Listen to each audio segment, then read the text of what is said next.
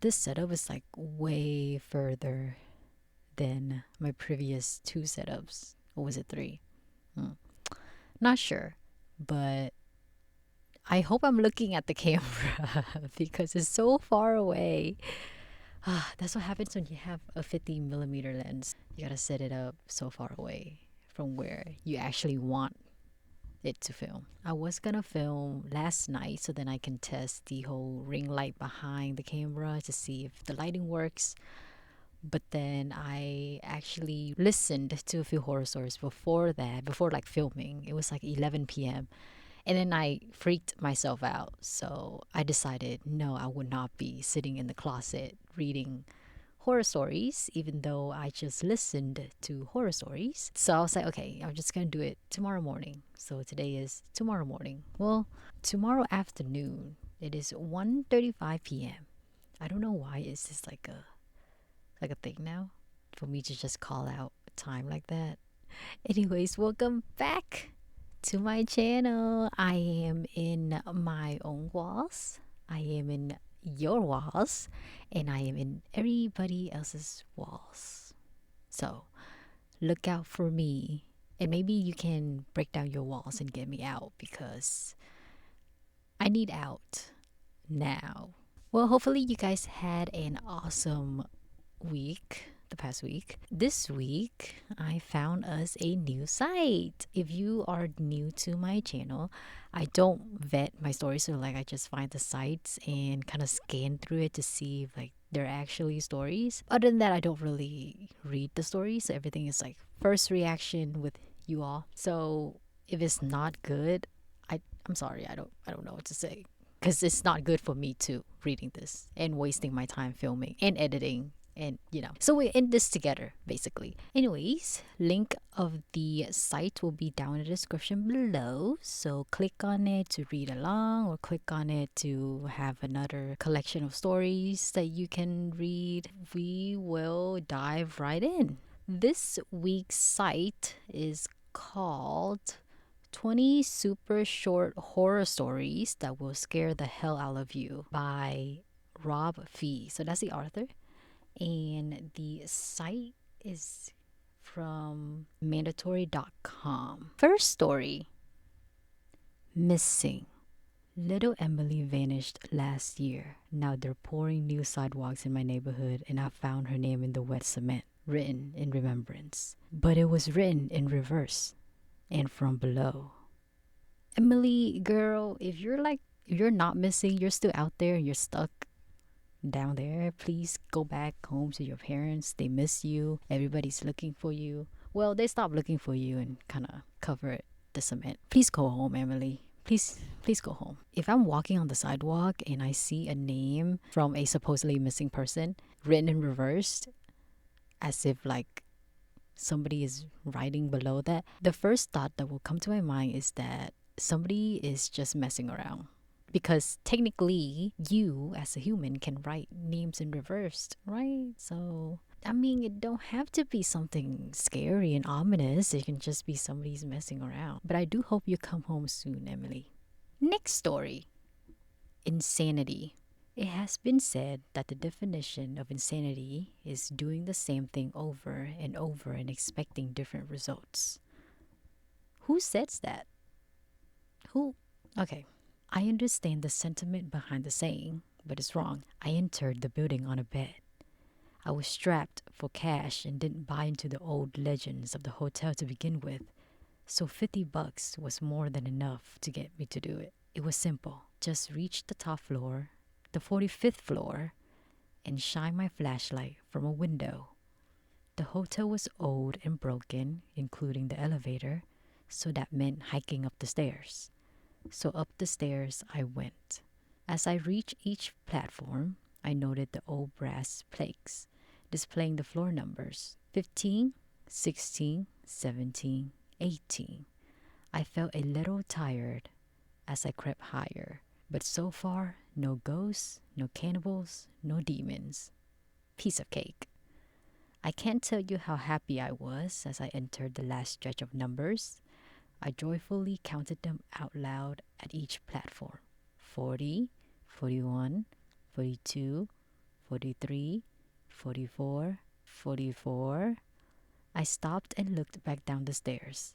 I must have miscounted, so I continued up. 44, one more flight.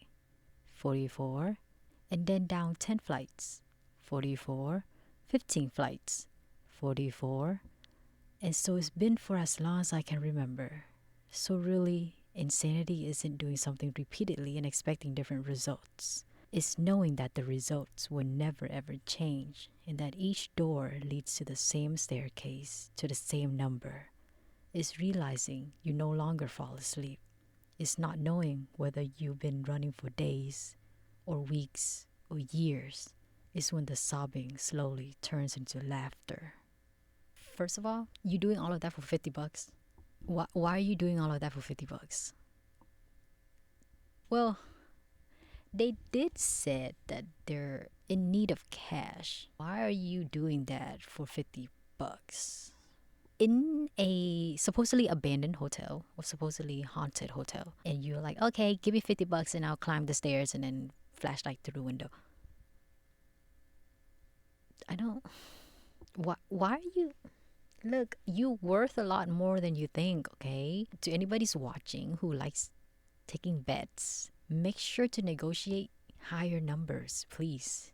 Your life worth so much. If you really, really, really, really, really want that bet, please at least take $100. $50? See what $50 get you? Nowhere. Literally nowhere. $50 get you nowhere. Next story. This new old house. We bought an old house, my boyfriend and I. He's in charge of the new construction, converting the kitchen into the master bedroom, for instance, while I'm on wallpaper removal duty. The previous owner papered every wall and ceiling. Removing it is brutal, but oddly satisfying. The best feeling is getting a long peel, similar to your skin when you're peeling from a sunburn. Is this going where I think it's going? I don't know about you, but I kind of make a game of peeling, on the hunt for the longest piece before it rips. Under a corner section of paper in every room is a person's name and date. Curiosity got the best of me one night when I googled one of the names and discovered the person was actually a missing person. The missing date matching the date under the wallpaper. The next day, I made a list of all the names and dates. Sure enough, each name was for a missing person with dates to match.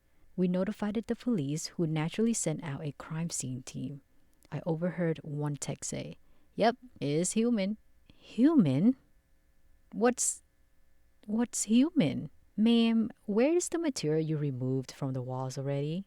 This isn't wallpaper you were removing. I knew it. I knew it from the moment they described peeling the wallpaper. It's like peeling your skin from a sunburn. I knew it. I would move. I can't believe I'm saying this again, but I would move. How could you stay in a house where there's murders happened? All of those souls, all of those victims are like, they're gonna be floating around your house. They're gonna be screaming in agony. How do you stand that? Well, if you're a person who aren't very sensitive to the supernatural, or like sensitive to feeling things, I guess you wouldn't notice and like you wouldn't mind. But how do you recover from peeling human skin off the wall? The only way you're recovering from that is that you're helping me getting out of the walls. So you're peeling it to get me out.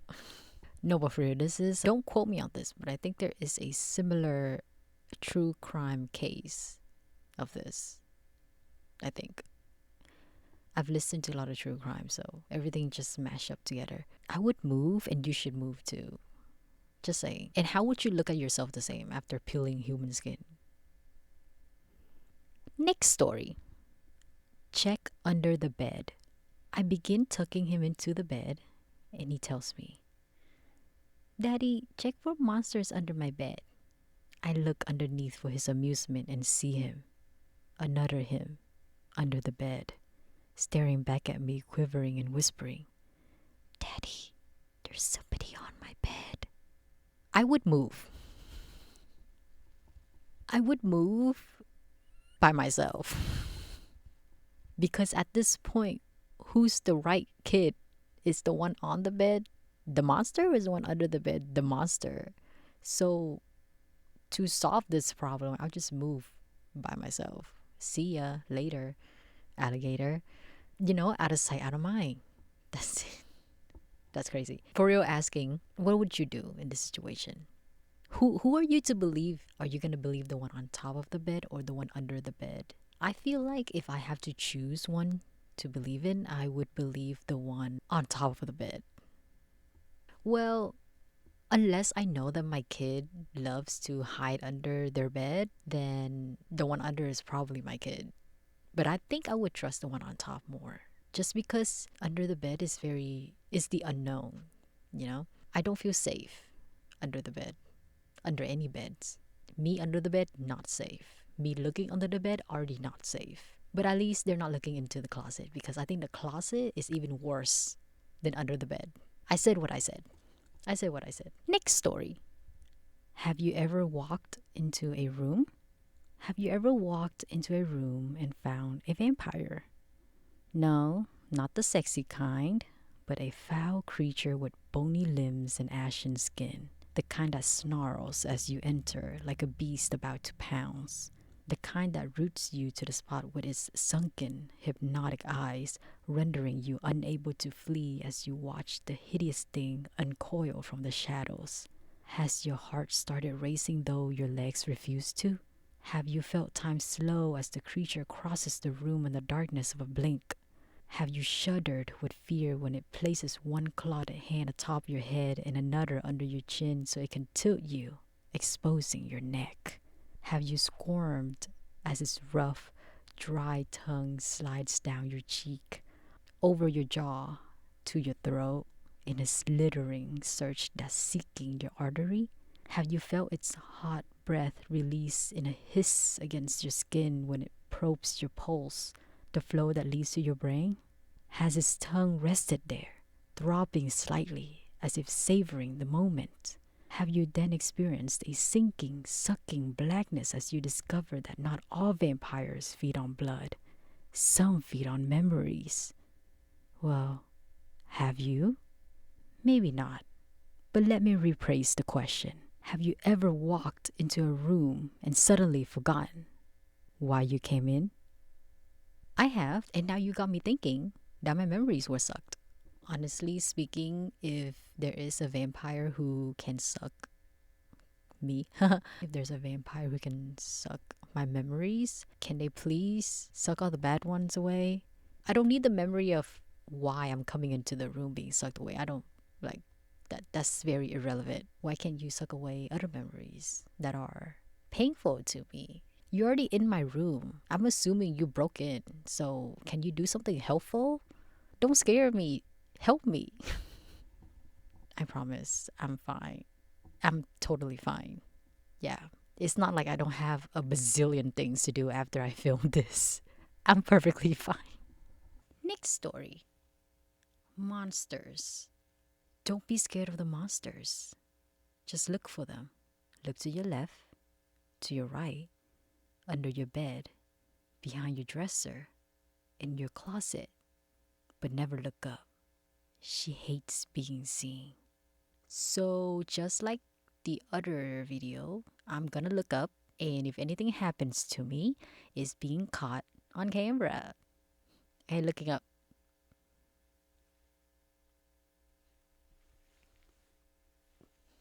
Okay, she's not there. So we're good, we're fine. We get to live another day. Well, I get to live another day. You know, I love these short stories that are like this. Like they're to the point. Once again, if a monster is living with me, I do expect them to pay rent.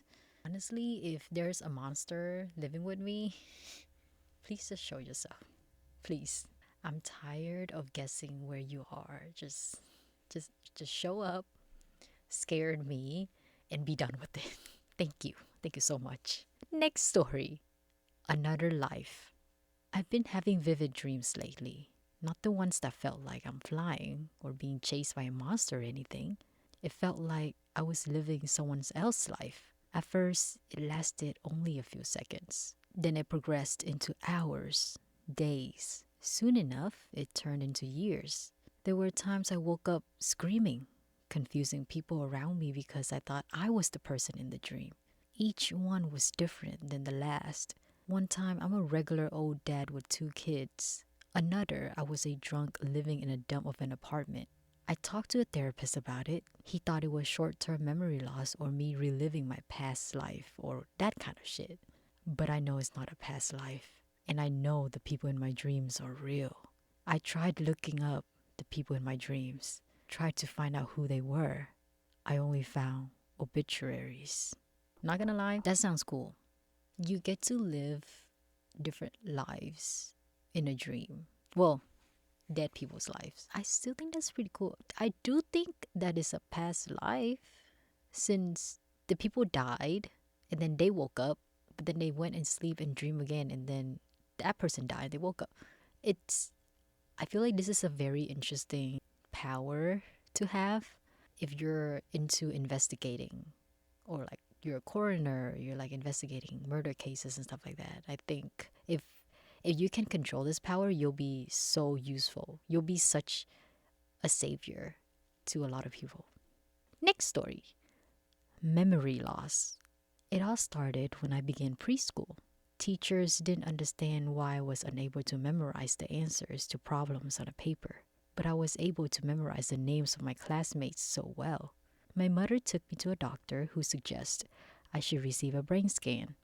That's where they found the problem. 2 small swellings in the hippocampus and prefrontal lobe. My mother cried as the doctor explained how it couldn't be cured. But in that moment, I forgot why we were there anyway. I'm 23 now. I have my own place and managed to struggle my way through college, landing a job as a therapist. This is great for me. It's all long term, and I just have to write everything down as they say it, so I won't have to forget. But sometimes, as I lay on my bed, the clock reading 9 p.m., I remember things. Sometimes it's the name of a person, but I don't remember being acquainted with them at all. Sometimes it's a place, usually around a motel or hotel, but I don't remember staying there recently. Sometimes it's really strange. I remember something odd, like a kitchen knife or a small bottle of rat poison. This night, though, when I turn on the news, I instantly remember why I remember all these things, although it doesn't take me long to forget. You're a serial killer. How convenient of you to not remember your killing after going around murdering people. That's honestly such a good thing too. Just like the previous story, there are a lot of things where I wish I could forget. You know, those embarrassing moments when you're younger or when you're right now, actually. It'd be really nice if I can just control to forget it. I hope they arrest you because you're out here going to motels and hotels and or maybe split personality. Okay, so we got serial killer, one person but conveniently forgets things, or split personality where one of them suddenly show up and go around murder people and then disappear and then the main one comes out and don't remember anything. Either or, you're I'm sorry, you're a bad person. Next story. The perfect plan. On Monday, I came up with the perfect plan. No one even knew we were friends. On Tuesday, he stole the gun from his dad. On Wednesday, we decided to make our move during the following day's pep rally. On Thursday, while the entire school was in the gym, we waited just outside the doors. I was to use the gun on whoever walked out first. Then he would take the gun and go into the gym blasting. I walked up to Mr. Quinn, the guidance counselor, and shot him in the face 3 times. He fell back into the gym, dead. The shots were deafening. We heard screams in the auditorium. No one could see us yet. I handed him the gun and whispered, "Your turn." He ran into the gym and started firing. I followed a moment after. He hadn't hit anyone yet. Kids were scrambling and hiding. It was mayhem. I ran up behind him and tackled him. We struggled. I wrenched the gun out of his hands, turned it on him, and killed him. I closed his mouth forever. On Friday, I was anointed a hero. It was indeed the perfect plan. You're evil. Why are people like this? This is actually really heavy. I don't know, but school shooting is evil, crazy. I honestly don't have anything to say more than this person, this mastermind. You're evil. You're evil, and I hope you vanished. I hope I hope you get smite by the universe. Next story. Ghosts. I don't want to sound mean, but the dead are pretty clueless. I've always seen them. When I was younger, everyone thought I was just talking to imaginary friends. After a couple years, when I overheard my parents talk about calling a psychologist, I realized what I was talking to. See, ghosts don't tend to realize they're dead, and they don't look like in the movies. They look just like us. I'm pretty smart for a 13-year-old, so I started noticing certain patterns to tell them apart from the living. They could be a bit distant from living people, or you'll see them try to talk to people who wouldn't even notice them. Some of them could tell I was different, that I noticed them. Like this guy I saw after school yesterday. I'm a big boy now. See, I don't need my parents to pick me up.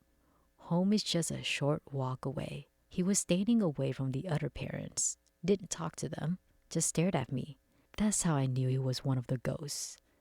I went over, told him I knew what he was, and asked how could I help him. I don't remember much after that. I think because of what happened this morning, downstairs, my parents were crying. I tried talking to them, but they ignored me. They must have died last night somehow. Sometimes the new ghosts wouldn't talk to me. Some police officers and reporters just arrived. They won't talk to me either, just my parents. It's weird. I've never seen so many ghosts together before. Why won't anyone talk to me?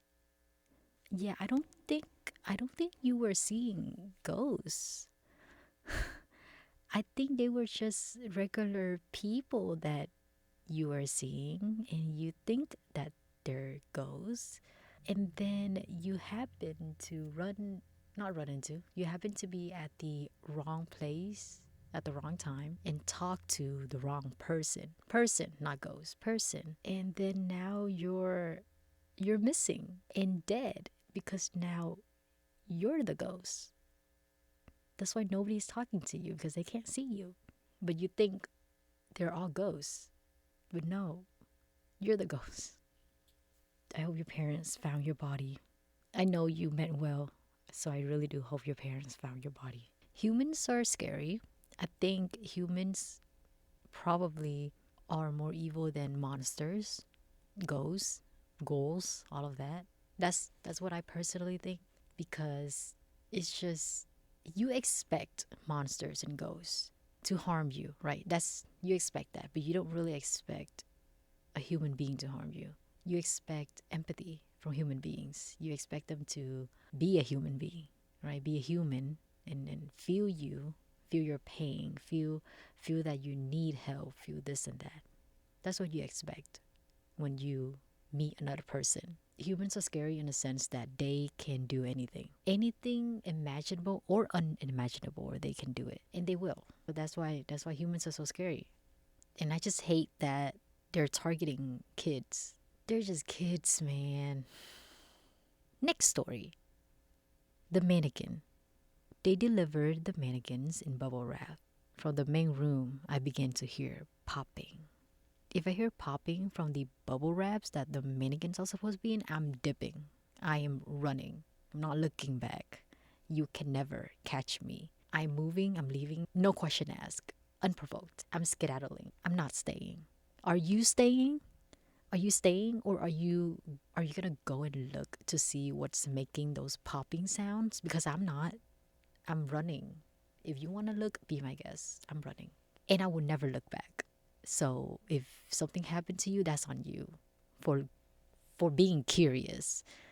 Because at some point you need to know that you don't have to be curious about everything. You can just leave, pretend, ignore. Next story. Mom. You hear your mom calling you into the kitchen.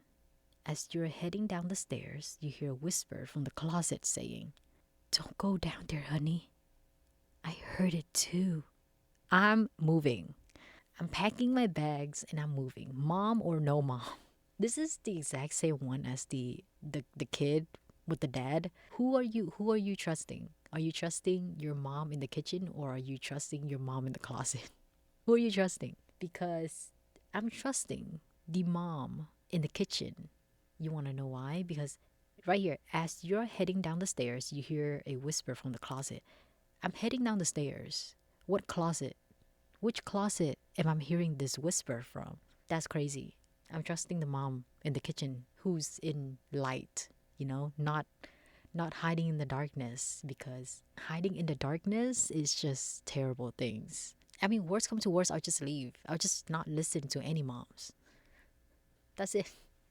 Easy as that. Next story. Don't take Brexiprozalene. I don't have much time.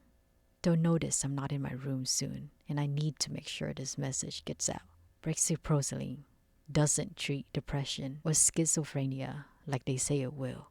It's still in clinical trials, but don't take it, no matter how much more they give you or how good it sounds. It's not good. It's really not good. I used to be depressed, and I could hear and see things that people told me weren't there. Schizo, they call me. Might have been my paranoia too, so I could write it off. But the doctors wanted to treat me, make me better. Well, I'm not better now. No, not at all. See, they're working together. I don't know how they communicate or why they're doing it, but the things in the corner of your eye, the reflections that don't seem quite right, that whistling in your ear, is real. They're real.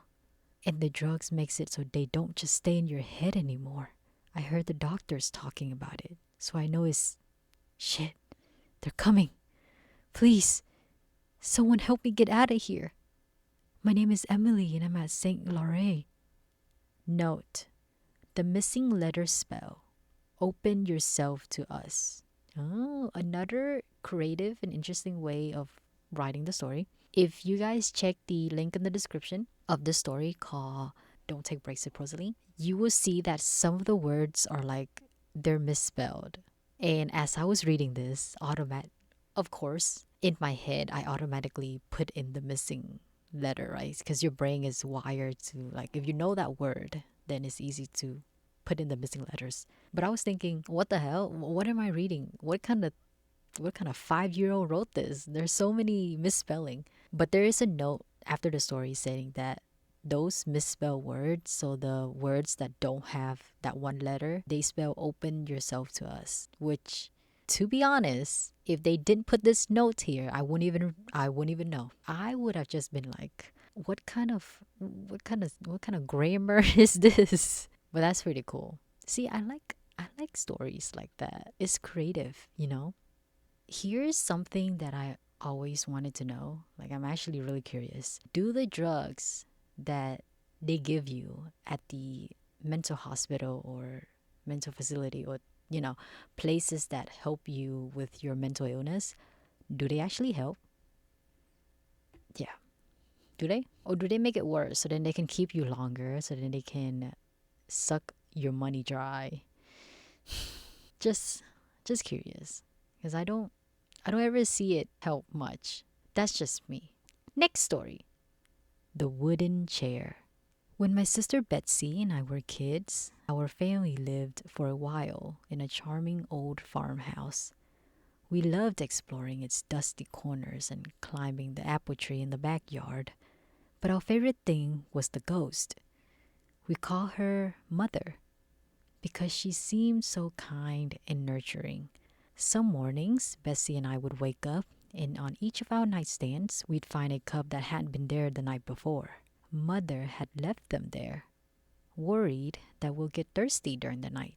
She just wanted to take care of us. Among the house's original furnishings was an antique wooden chair, which we kept against the back wall of the living room. Whenever we were preoccupied, watching TV or playing a game, Mother would inch that chair forward, across the room, toward us. Sometimes she'd manage to move it all the way to the center of the room. We always felt sad putting it back against the wall. Mother just wanted to be near us. Years later, long after we'd moved out, I found an old newspaper article about the farmhouse original occupant, a widow. She murdered her two children by giving them each cup of poisoned milk before bed. Then she hanged herself. The article included a photo of the farmhouse living room with a woman's body hanging from a beam. Beneath her, knocked over, was that old wooden chair, placed exactly in the center of the room.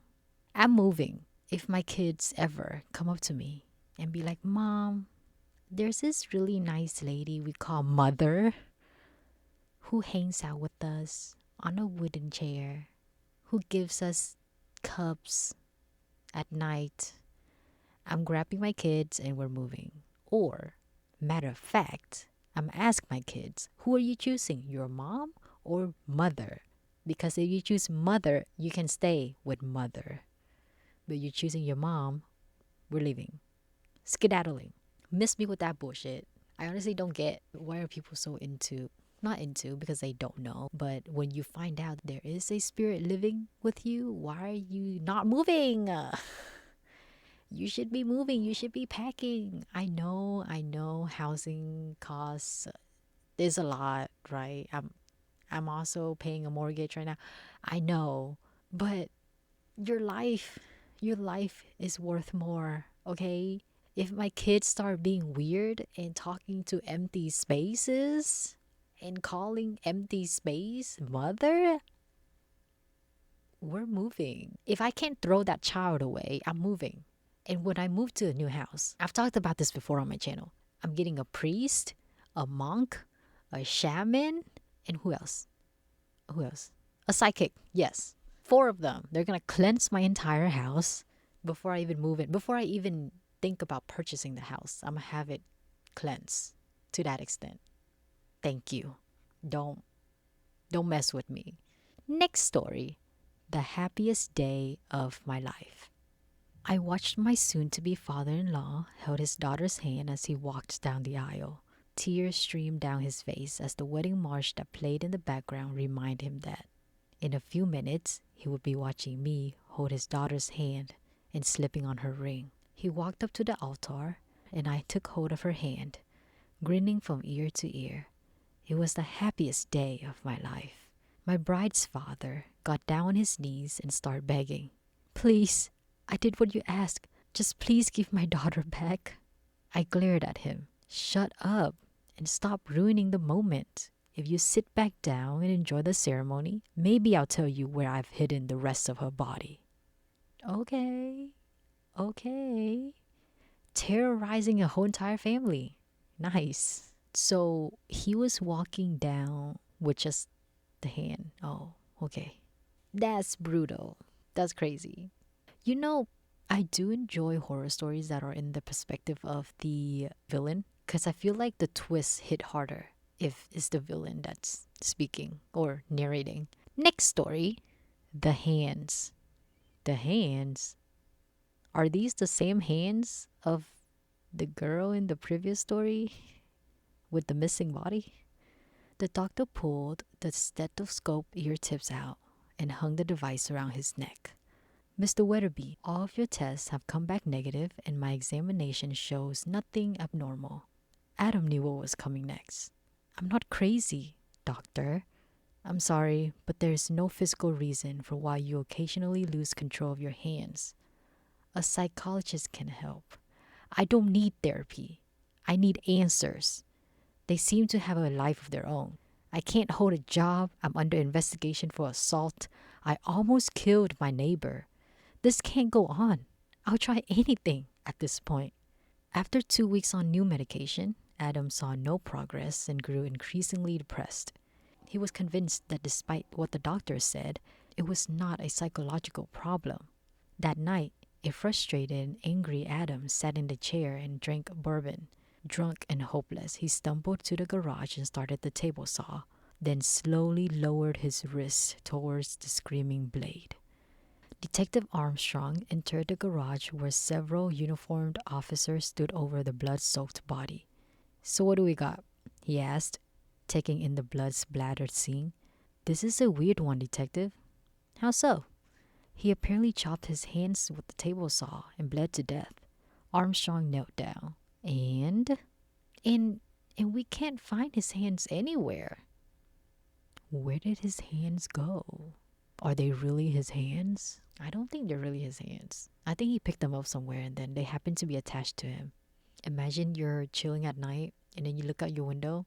I don't look out my window, so I don't have this problem. But if you're looking out your window at night and then you just see two hands just scurrying across the street, what are you gonna do? Are you gonna rub your eyes and be like, was I seeing things? Or are you calling the cops? But even if you call the cops, what are you gonna say? That you saw two hands running down the street? And to make matter worse, after you hung up from calling the cops, you hear a knock on your door. And then you look out in the peephole. There's nobody there. Nobody standing there. So out of your curiosity, you open the door and look. There's nobody. But then you look down. There's also nothing on the ground. I'm fucking with y'all. Yeah, this reminds me of the red shoes. I don't know if you guys know that story. It's like the red dancing shoes where if you wear the shoes, it just start to make you dance and it never stops. And then this girl, she wore it or something, and then she kept dancing and dancing and dancing until she like dies or something like that. I don't know, but this reminds me of that. But instead of red dancing shoes, they're hands. Hands are probably even more dangerous because you use your hands for everything. Be careful, guys. Be careful because the hands are on the loose right now. So be careful. It might come to your house. And that basically wraps up this week's story. Yay! I can't bring the purple back, so we're just gonna have green background light, which is fine, I think. I think I skipped over about maybe 4 stories, which honestly, those 4 stories you can find in my other videos. So go ahead and check those out. Even though the first 5 videos quality is completely ass, but you can still listen to it. You don't have to watch it. You don't have to watch me. Literally, I'm just sitting here with a mic. There's nothing to watch. I think the whole purpose of the whole purpose of this channel is to listen to me talk. Yeah. And if you don't like listening to me talk, I don't even know what to tell you. I'm sorry. I'm trying my best here, okay? Hopefully you guys enjoyed those stories. I think I do enjoy reading them. Like after 4 weeks of reading longer stories and more in-depth stories and more, I would say, more well-written stories, going back to reading these short, bite-sized, fun little stories, pretty good. I am also looking into, starting another series, but that's really down the line. Right now, I did find a couple links of these short stories, and some of the links are like a lot of stories, which I could break down into parts. But then again, they're short stories. They're not long 10 minutes read, 15 minutes reads like videos in the past month. The past 4 videos I did, some of the stories on there are like 10 minutes long, 20 minutes long. But these stories moving forward, obviously they're gonna be shorter, so then more digestible for everybody and more fun, right? It's lighthearted here. I'm not trying to be super scary. Well, I am trying to be super scary, but then again, it's really hard to find a super scary short story. All of them are long stories, which, to be honest, reading long stories, fine, right? It is tiring though. It is tiring because it gets so long to get to the point, and I don't know if you guys are sticking around long to hear the point of the story. Of course, moving forward and in the future, there will be long stories since I will have to eventually end up on Reddit, and that's where all of the juicy horror stories are, which are long but could retain your attention span. At least I hope so. So I'm very excited to be able to enter that territory. But for now, I do have a couple of links and some books that I want to get through first before I dabble into Reddit. We are just gonna wait for that. I mean, I'm excited. I know you're excited too. And I'm really, really happy about the growth so far. So I'm hoping to see more growth, obviously, and more comments. Please leave a lot of comments. I love reading comments and I love replying to them. I just want to be very engaging and interacting with my audience. So that's why the setup of my channel is the way it is. It's just me reading stories and then reacting to them in real time. Can get annoying, but that's just how I want to run things around here. So yeah. Other than that, if you do have any suggestions, are you serious? I I charged you and then you died on me. Anyways, if you have any suggestions, anything like that, just let me know. I also do have a TikTok account with the same username, Kills in the Walls. There you can I just post the stories in cuts. But I also sometimes post like, stuff, regular content stuff. I mean, you'll see if you ever want to check out my TikTok. And I think the growth on the TikTok account has been really well recently, so I'm very excited to see it become even more better. Other than that, thank you for stopping by, and hopefully you'll get me out of the walls this time or next time or next time. I don't know. Help me. Take me out of the walls, please. It's suffocating. It's hot as fuck in here, so please take me out of the walls. Okay, we'll see you guys next week. Bye.